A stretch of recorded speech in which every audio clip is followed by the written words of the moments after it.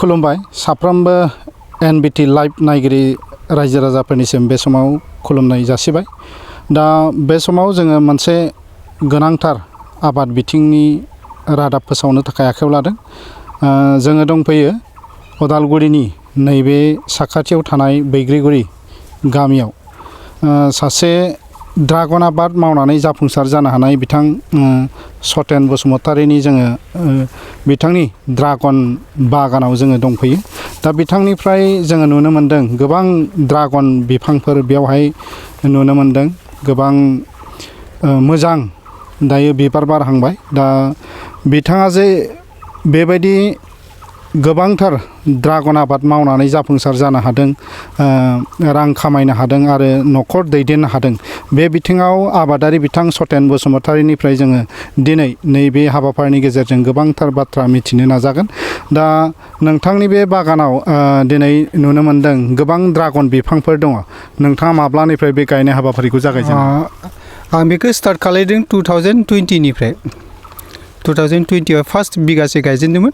बेनि उनावहाय बेनिफ्राय जेला आं प्रडाक्ट मोनो मोजां मोननानै आरो बिदि बाराय दासिम 4 बिगा जानानै दङ आरोना। 4 बिगा बेसेबांसो दंफां बे 4 बिगायाव बेसेबांसो फुलि बा बिफांफोर दं?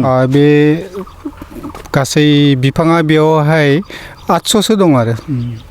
दा 2000 मायथाइयाव जितु नोंथाङा गायदों, गायनाय समाव माबायदि खरसाफोर दङ बेखौ एसे फोरमाय। बेवहाय खरसायाथ' गोबाङैनो जायो, खारन ड्रेगनावहाय मेनलि खरसाया थाङो पस्टआवहाय। जोंनि जितु फल नैबे पस्टआ नायनो हागोन नोंथांमोना, नैबेखौ देखायनो नैबे पस्टआवहाय बांसिन खरसा जायो। मानो होनबा बेखौ जों गावनो बानायनो हायो बा सोरनोबा अर्डार खालामनानै लानो हायो आरोना। बाखि जेरावबो जोंहा खरसा गैया। बिफाङालाय मा बेसेबां खरसा दं, 50 थाखा 60 थाखा। जोंथ' नै 60 थाखायाव फानो। जों गोदो एसे अबयसे मोननो थाङियावहाय गुबुननिफ्राय बायनांगौनोहाय जों 70 थाखा 80 थाखायाव बायनांगौ जादों।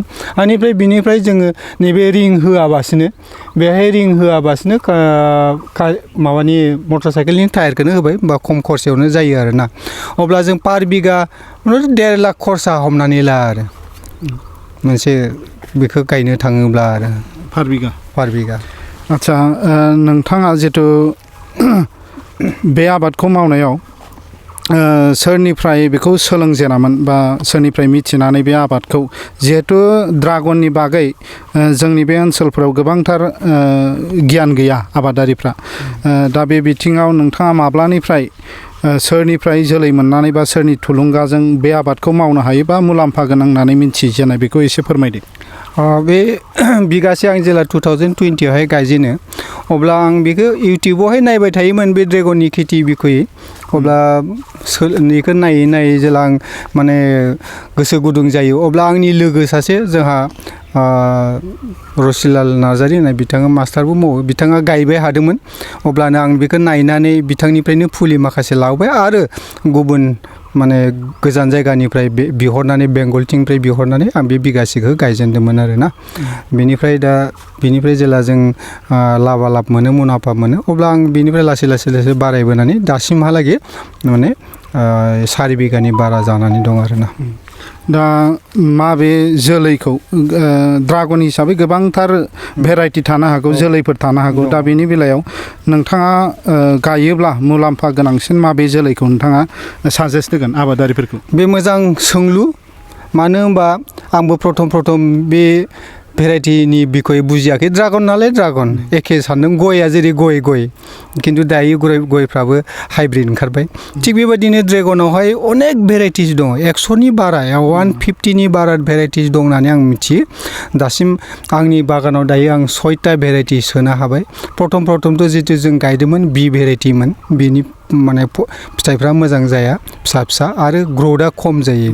बिनि उनावहाय सि भेराइटि होननानै दङ होननानै मिथिबाय। सि भेराइटिखौ गायबाय, दा आं नुगोन नोंथांमोना, आं देखायगोन सि भेराइटिखौ। बिनि बिफाङा बिराद ग्रथ जायो आरो बिनि फिथाइया माने 300 ग्रामनिफ्राय ओरैजाय 800 ग्राम 700 ग्रामसिम जाहैयो आरोना। अब्ला फाननोबो मोजां जायो, खारन गिदिर बुस्थुखौसो जोंनो नागिरखायो बायग्राफ्राबो। बेबायदि भेराइटि आं दायो देग्लाय आरोबाव मोनब्रै भेराइटि आं गायदों।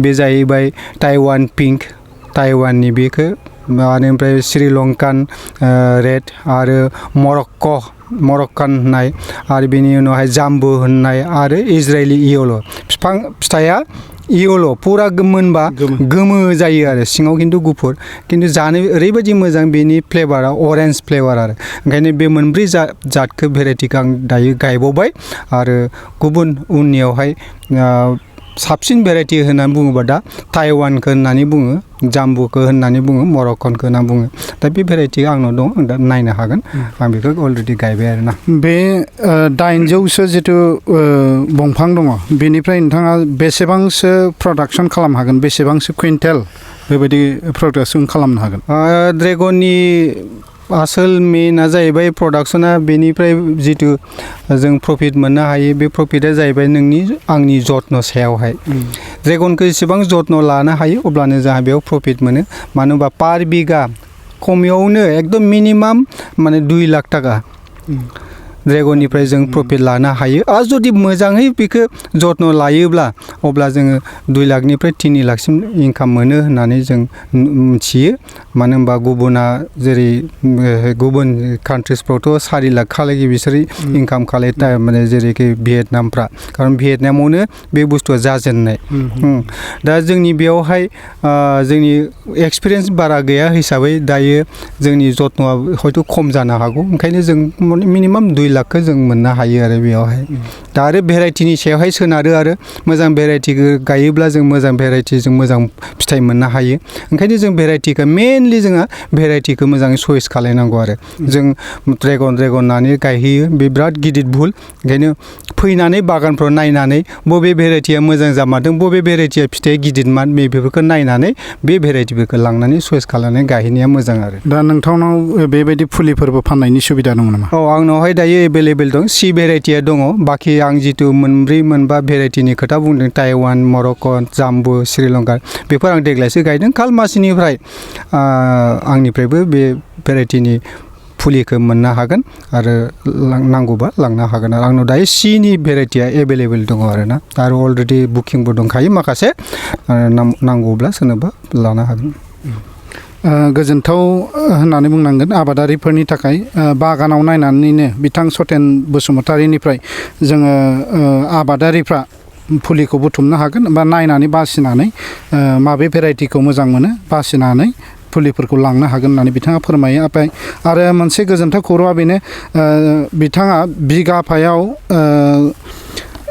गैथ्राब्लाबो 2 लाखनिफ्राय 3-4 लाखसिम बिथाङा मुलाम्फा मोननो हायो होननानै फोरमायथिदों दा बेनो आबादारिफ्रा गोसो गुदुं आबादारिफ्रा ड्रागन आबादजोंबो जाफुंसार जानो हायो न'खर दैदेननो हायो माबे समाव बिफाङा ड्रागन बिफाङा बिबार लायो बा फिथाइ थायो बेखौ एसे फोरमायगोन नामा जोंनि ड्रेगना जाहैबाय बे सामार सिजोनावसो फिथाइ मोनो सामार सिजोननिफ्राय बिसोरो सिजनेल हिसाबै बिसोरो फिथाइ थायो दा एप्रिलनि ओरैनो मथा मथि लास्ट उइकनिफ्रायसो बिबार बारोमोन खिन्थु एबार आंनि बागानावहाय फार्स्ट उइकनिफ्राय बिबार लादों नैबे बिबारा नैबेबायदि दा नैबे मोनसे दालायावनो माने 4 बिबार दं आरोना बे थाजोबाबो जानो हागौ 3सोआथ' नैबे 4सोआथ' थागोन नैबे थायाबो जानो हागौ दा बेबायदिनो गासैबो माने बिफाङावहाय दायो बिबार दंसै आरो बे सि नैबे दा आं दहाय भेराइटिनि खोथा बुंनाया बे सि आरोना सि भेराइटि दायो जेसेबां बिबार लादों सि भेराइटियावसो बिबार लाजेनदों आरोना बेबायदिनो बे सि भेराइटि एडभान्स जायो आरो फिथाइखौबो गिदिर मोनो मोजां मोनो आरोना दा बे गासैबो सि भेराइटिसनि गोजा आरोना बेफोर दा बैथिंबो सि भेराइटिजों ट्रेलिस मेथडआव गायदों आरो बेलेग गुबुन कान्ट्रिसनिफ्राय जितु फुलि लाबोदों बेखौबो बिथिंनो गायदों नायनो हागोन नैबे एप्रिल दाननि गिबि सप्तायावनो बिबार लानाय दा बेखौ मा समाव फानहैनो मोन आरो मास मोनबेसे फानजायो गोबां मोजां सोंलु जादों बियो बे एप्रिलनिफ्राय स्टार्ट जानानै जोङो आप टु नभेम्बर लास्टसिमहालागै फिथाइखौ फाननो हायो माने मान्थलि फिथाइया मासावनो खेबनै जोङो माने हारभेस्ट खालायनो हायो आरोना दा बेखौ दा बे बारजेननायखौ एबा जों मेनि लास्टआवहाय फानहैनो हागोन माने 40 डेज नांगौ आरो माने फिथाइ मोनजासिमहालागै ओंखायनो जों मेनिफ्रायनो ओरैनो जुनावसो फाननो मोनोमोन एबार मेनिफ्रायनो फाननो मोनगोन आरोना आदसा गोसो गुदुं आबादारिफ्रा बिथांजों थोंजों कन्टेक्ट खालामनानै बिथांनिफ्राय फुलि आरो फिथाइफोरखौ अर्डार खालामनो हागोन। दा बिथांनिफ्राय माखासे जोङो बिथांनि कन्टेक्टखौ जोङो होनो थाखाय नाजागोन। दा नोंथांखौ बबे नम्बराव कल खालामबा मोनगोन एसे फोरमायना होदो। आंनि गामिया जाहैबाय बैग्रिगुरि उदालगुरि। आंनि कन्टेक्ट नाम्बारा जाहैबाय 7636903999।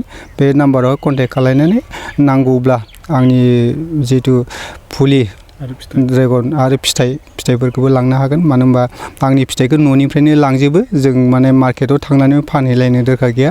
दायो बिबारखौ नुनानै मानसिफ्रा सोंहरगासिनो दं माला जागोन जों लांगोन बेबायदि। थिग बेबायदिनो फिथाइखौ जायनोबा नांगौब्ला बा फाननो गोसोब्ला बेखौ लांफैनो हागोन न'निफ्रायनो, खारन जों हलसेल रेटआवनो हरनाय जायो आरोना।